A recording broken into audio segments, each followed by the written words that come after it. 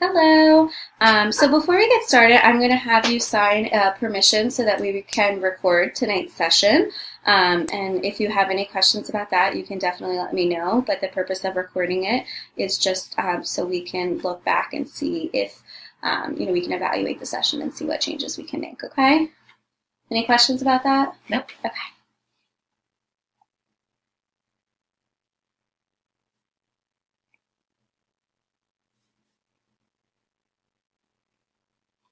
All right.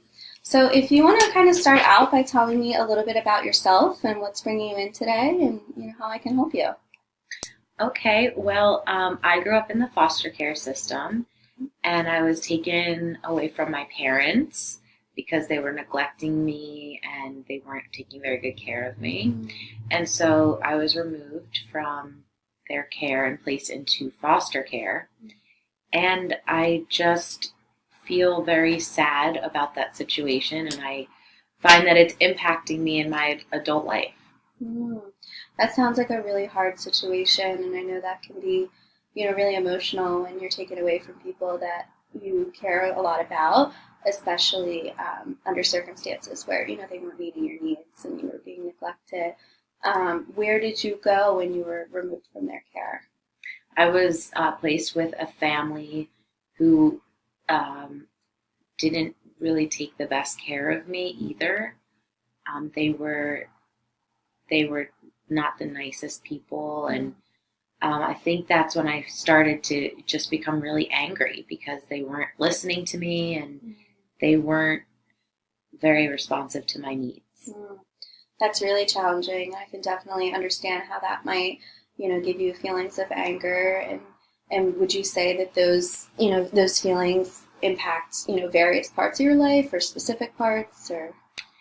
I find it really hard to control my temper. So it could just be something really simple, like, at the grocery store, if somebody bumps into me, I find that I fly off the handle very easily.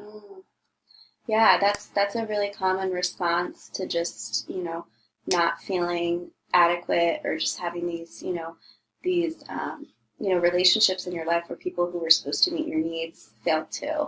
And that can be really, that can really cause a lot of emotions for sure.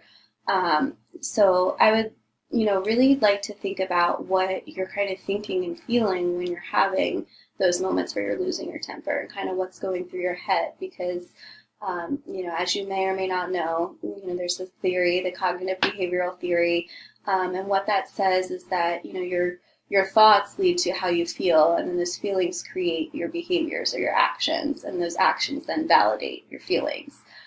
So when you have kind of thoughts that are not true or just misconceived or just developed out of trauma and things like you're saying, they can cause you to respond and act in ways that you wouldn't if you could change those thoughts.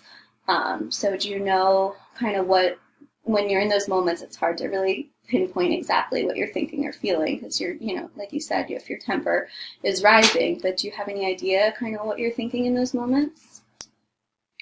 Well, I'm just thinking that, they, if somebody bumped into me at the grocery store, that they purposely did it. And that, I have a hard time regulating my anger. And I recognize that and I want to try to change that. Yeah.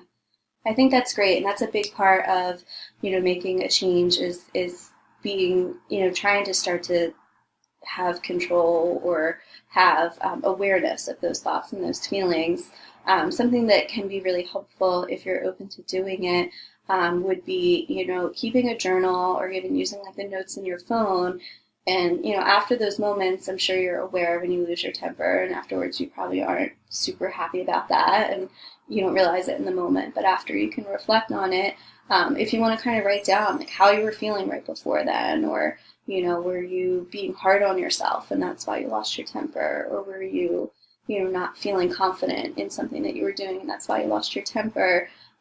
Because then if you can kind of change those thoughts or those feelings, you might be able to regulate your temper a little bit easier. And that's a hard thing to do and it takes time and it's not going to happen overnight. But is that something you'd be open to doing? Definitely. Yeah. How do you think that would make a difference? Well, perhaps it would make it so that I would know what could trigger my anger, and I Mm, could then try to think of other ways to express myself other than being angry. yeah. Do you have any ideas of what might be triggering, your like negative thoughts? Well, my parents, neglected me and abandoned me, and that just Mm, made me feel really bad about myself mm, throughout my whole life. yeah. It sounds like maybe some like low self-confidence might be playing into like why little things can trigger you to get angry. Yeah. Um, I think that, if you'd be willing to continue to meet, this does take time. We have to really look into it and explore the different things. And, it might be one underlying reason that is the reason why, the thoughts are leading to those kind of feelings and behaviors, but it might be multiple different things. So if you're willing to, I'd really like to take the time to look into those. And, I think keeping a journal or the notes in your phone if that's more accessible or whatever, and just really thinking about afterwards, looking back and thinking, what was I thinking about, what was leading me to act this way, um, and then starting to change those thoughts. So, for example, if you're having a really bad day at work and you just weren't feeling confident in something, and then someone made a comment to you that felt really personal, but perhaps it wasn't personal, it just came across that way. um, if you can have the confidence to say, I know I did this well, rather than let them feel that you didn't do it well, and, increase lowering your self confidence. If you can kind of step up and say, I put a lot of time into this and I know I did it well. And I think maybe if you could look at it this way, you might see it differently, then you might be able to control that temper a little bit more. So, if you're open to it, I would really like to, maybe meet again in about a week. And in the meantime, if you have any of these episodes, you can kind of, write down some thoughts about it, or even just take some time to think about it. And then we can talk more about that the next time. Okay, that sounds great. All right. Well, thank you so much for coming in today, and I'm looking forward to seeing you again next week. Thank you. All right. Take care.